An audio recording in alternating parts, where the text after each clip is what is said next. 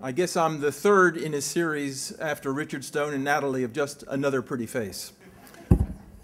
The Jewish Agency has a task force on Israel, as you just heard. It was established about 6 or 7 years ago.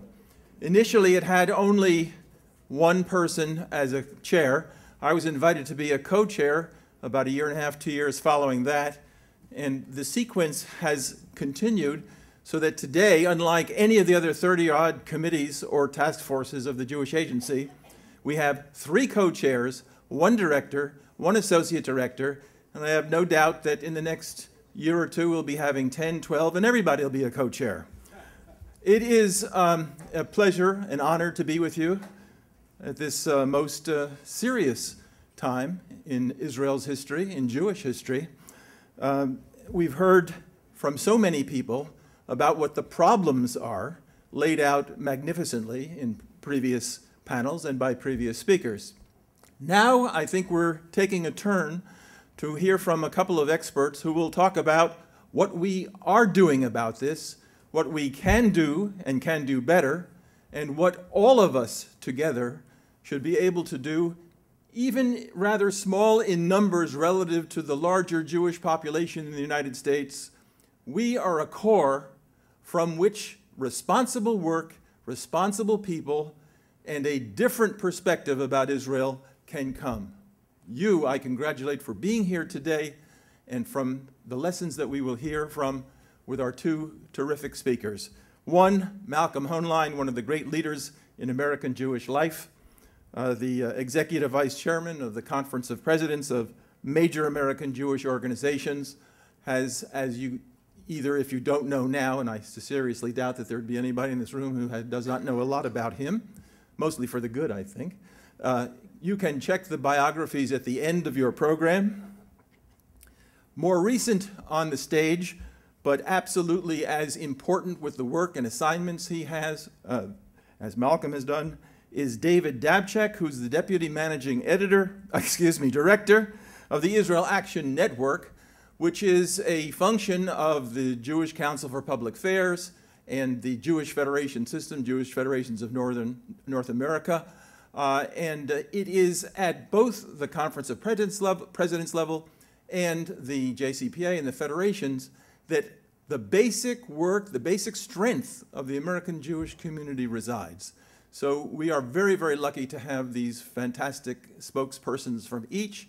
And Malcolm, I'm going to call on you first, ask you to speak for whatever time you have been allotted. And by 5 o'clock, we're going to change the... Okay. An hour and 3/4, they told me.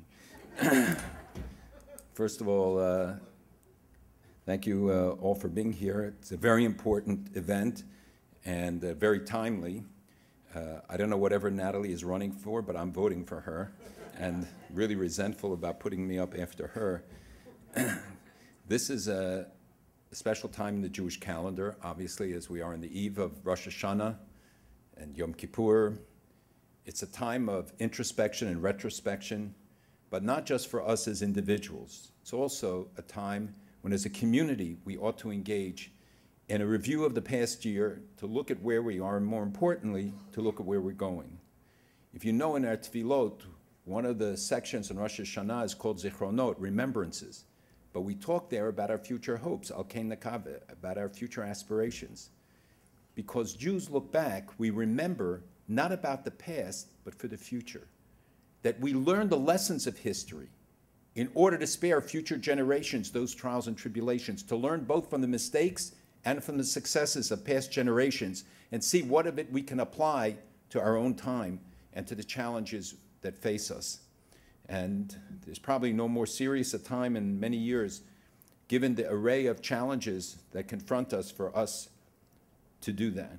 And it's especially important in a time of such dramatic change, when we have so many issues and so many dynamic developments, the Arab Spring, winter, summer, fall, whatever it will be, the changes in the parts of so many countries in the region and around the world, the reorientation and realignments that are going on. All of these require us to be constantly on guard and to understand what they mean, but also to anticipate what their implications will be for the future. So I would like to discuss today a little bit about some of those the challenges and what they mean, and particularly to talk about the events we witnessed this week. If one wants to understand who's really seeking peace and who's seeking truth, take President Abbas's speech and put it next to Prime Minister Netanyahu's speech. The answer is very obvious. When one says that the Holy Land from which he came was holy to Jesus and Muhammad, but no one else, it tells you very clearly what the true aspirations are. When one reaches out his hand in peace and offers immediate negotiations without precondition, and the other rejects it and engages in a diatribe that not only distorts history and reality, but closes the door on negotiations. That is indeed the difference. This week we saw the Durban III conference. Actually, we did not see the Durban III conference. I know many of you raised questions with the AZM, with us, with others, about why we decided not to have a demonstration. It was not an instant decision. It was a deliberation and a consideration that we engaged in, and many of you were part of it, for months. We started 9 months ago looking at Durban III and evaluating it and deciding on what would be the proper approach. And we were admonished by UN officials, by American officials, by Israeli officials, don't build it up. Help us diminish it. Let's destroy it. I think looking back, you can agree that it was the right decision. We would have drawn attention to Durban III. We would have made it when the United Nations itself, Secretary General Ban Ki-moon walked out immediately after his speech, as he promised us he would do, and lived up to all the other pledges. The drafters of the statements, led by Monaco and Cameroon, two amazingly friendly representatives of countries that we don't usually list in the pro-Israel camp, worked day and night for months. And in the last weeks, the ambassador of the United States, the State Department, members of Congress called country after country. 16 pulled out before the event, but many more did not participate or sent low-level representations. Half the room was empty. We would have filled it. But by playing it the way we did, you have to know when to hold them and when to fold them. And this was a time when we needed to stay off the streets, not call attention, draw attention away from the United Nations, as they did themselves, scheduling people like Ahmadinejad opposite the Durban III open sessions in order to try to diminish the attention given to it. So I hope that those who questioned about the wisdom of the decision, the same thing would apply to the UDI. By the way, the Durban process is not over. The challenge for us now is to end it, to defund it, to see to it that any funds from the United States are allocated in such a way that they will not be used for any future Durban conferences. This was not a Durban conference. It was a Durban event to commemorate the first Durban conference, which we have nothing to celebrate about. It was there that we saw the blueprint laid out for the campaign of delegitimization that is now taking on a global perspective. We saw it there for the first time laid out clearly, where they said that we are going to make Israel the South Africa of the 21st century, and just as we got rid of the African apartheid state in the 20th century, we'll get rid of the Zionist apartheid state in the 21st century. We heard the threats of using BDS and the same sanctions that they used against South Africa. It was very clear, except we didn't recognize it, or many didn't, some did. And we had to take that warning seriously because everything they said there has been carried out. And while it began at that vile event in Durban in 2001, I think we have learned the lesson. That is why Durban II was not a success and why this Durban was an utter failure. But the movement is not. It is a global movement that affects every sector of society: unions, churches, campus, academia, politics, economics, cultural, entertainment. Every sector today has this poison being spread in it. And it's our job to root it out, to expose it, and to be able to counter it. Delegitimization, it's a word that's not very good because nobody can spell it or pronounce it, but obviously it can be Googled. Encompasses many things. It is a global movement, as I said, Its manifestations come in every form and target every age and every religion and every ethnicity.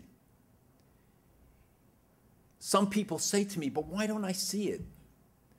And I told them years ago that it's like a tumor that grows quietly, and by the time you discover it, it's too late. Britain was the model, I said to many of you over the years. Look at what happened in Great Britain, you'll understand what's going to happen in the United States. That it is not a blatant movement like in France where you have explosions of anti-Semitism from the bottom up, but the opposite. It comes from the top down.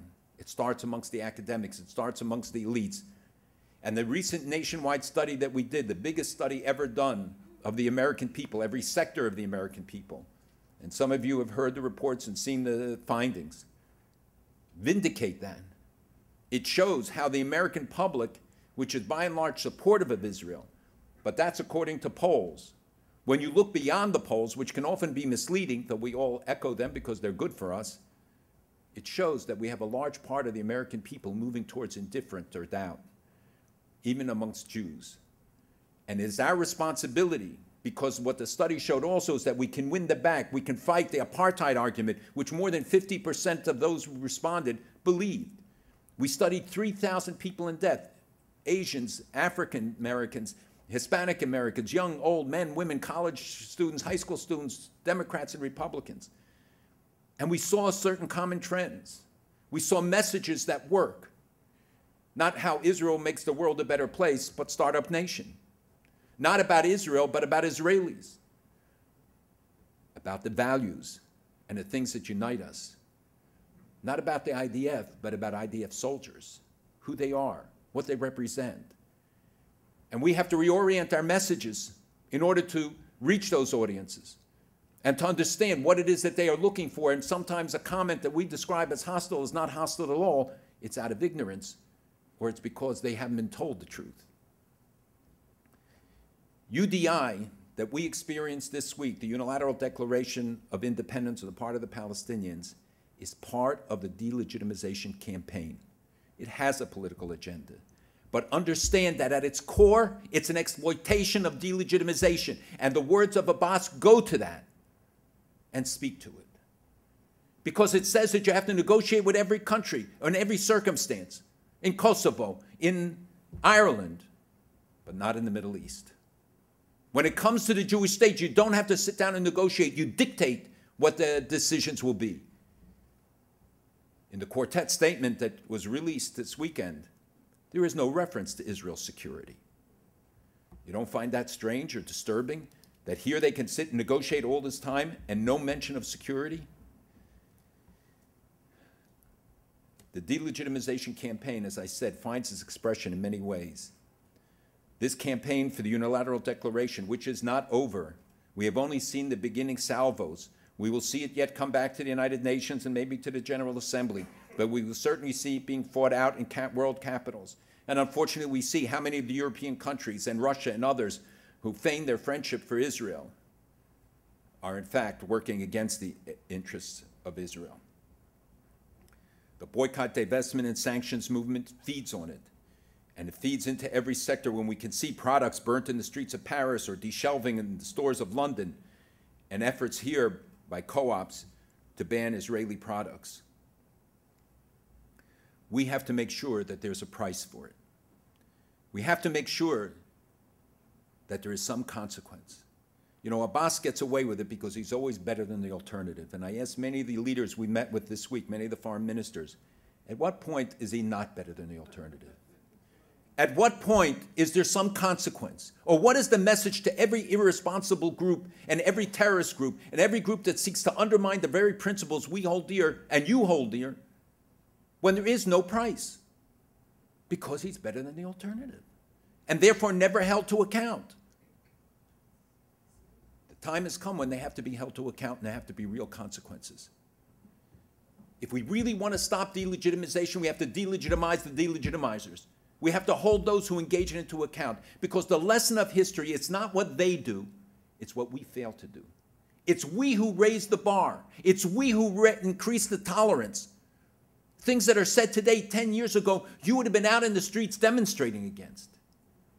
But it's a gradual erosionary process where they wear us down, and so things that we wouldn't accept, things against Zionism on the campuses, things against Israel, that you could have roadblocks on major campuses, even Brooklyn College in New York, through which Jewish students have to go and be humiliated.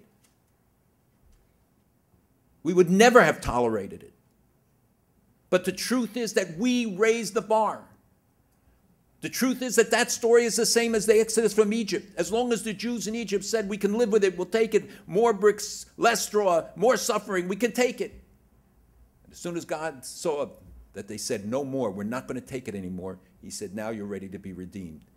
Because first you have to be redeemed psychologically before you can be redeemed physically. You have to have the mental readiness to say, I'm going to challenge it, I'm going to stand up to it, and then physically do it. 70 years ago, Jews also said they could put up with it. When they were cut off from education, they say, how much worse? Cut off from commerce, cut off from life eventually. Because people couldn't believe and said, oh, no, it can't go any further. We keep raising the bar on what we're prepared to tolerate. Now we have to lower the bar. We have to say, no more. We're not going to let... We're not going to let people go on national television and call us a fifth column and not pay a price. We're not going to have NBC do 2 sections on Ahmadinejad, the most horrendous cover-up, the most disgusting display of obsequiousness that one can imagine. How many of you wrote? How many of you spoke up that somebody who threatens to destroy the Jewish state and wipe out the Jewish people can get away and be presented on national television in America in such an uncritical way? Martin Luther King once said, it's not the attacks of our enemies that worry us, it's the silence of our friends by which we will be judged.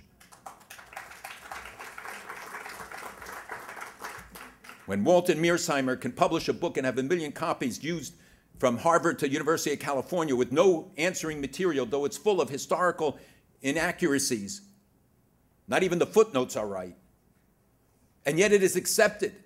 And students call me from all over telling me, what do we do? So I tell them material, and they say they won't let us bring it into the class or introduce it. Don't dismiss it. That's the lesson of history. Take it seriously. Because we're poisoning the next generation of leadership and citizens of this country. And what has happened is that what 70 years ago could be done against Jews is today done against the collective Jew. That while it's not permissible yet, perhaps, or politically correct to say I hate Jews, you can't say I hate Israel and get away with it. You can say I hate Zionism and Zionists. Because those aren't really Jews. Those are those Jews. They mean all of us. There is no distinction. And all of us should be proud to be in the category of the Zionists. They attack the corporate entity that represents the Jewish people, the state of Israel, but they mean all Jews. Read, look at what they say, and think if they mean Israel or they mean all of us. Read Ahmadinejad's speeches, not only decrying 9/11 and embarrassing the United States. He's a global danger. Look at the statements of Erdogan of Turkey. Take them seriously. He means it when he talks about reestablishing the Ottoman Empire in which there is no place for Jews, just as Ahmadinejad wants to reassert the Persian Empire, during which there is no place for Jews. Last June, we launched a 100-day plan. 60 organizations came together to look ahead towards this week, the UDI and Durban 3. And I must say, it is amazing to see how disciplined and active and responsive the community was, with hundreds of meetings at local levels, with consuls general, with ambassadors in Washington, ambassadors in New York, and leading to this week when we've been meeting with the foreign ministers and heads of state.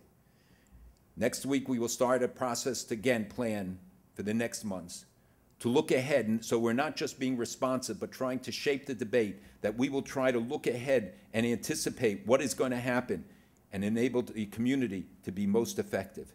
We've created the Leadership Action Network, to which many of you have signed up, and if you haven't, you should, whereby we will send you now instant information.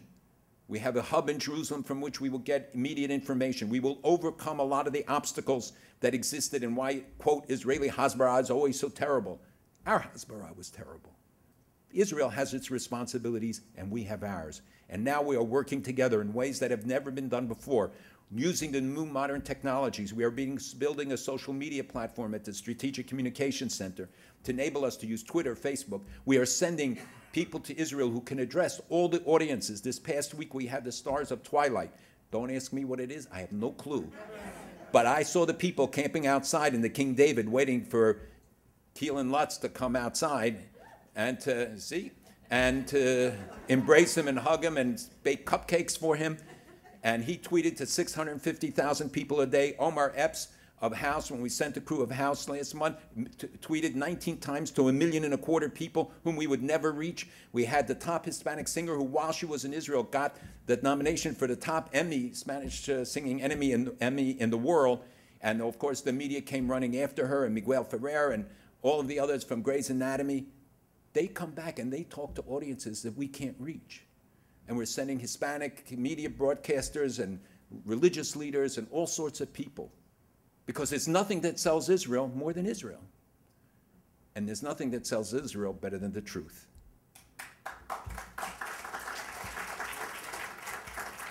So we are at an important crossroads. People say this is the 30s. It is not the 30s.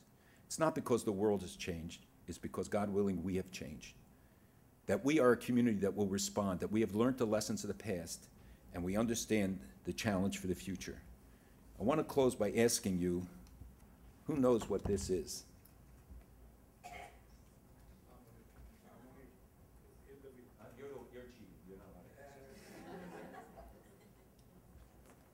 And how many of you know what this is?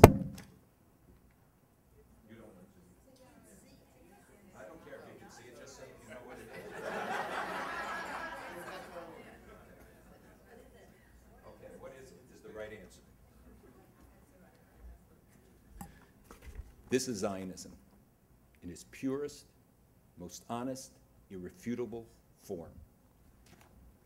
This is the bell that was found in Ir David in the excavations beneath the Kotel, outside of Kotel, but along the Kotel in the drainage swamp. It dropped from the garment of perhaps the Kohen Gadol, who the Bible describes had these on the bottoms of their outfits, or from a wealthy person on his way to the Temple Mount to go to services. This is a Roman sword.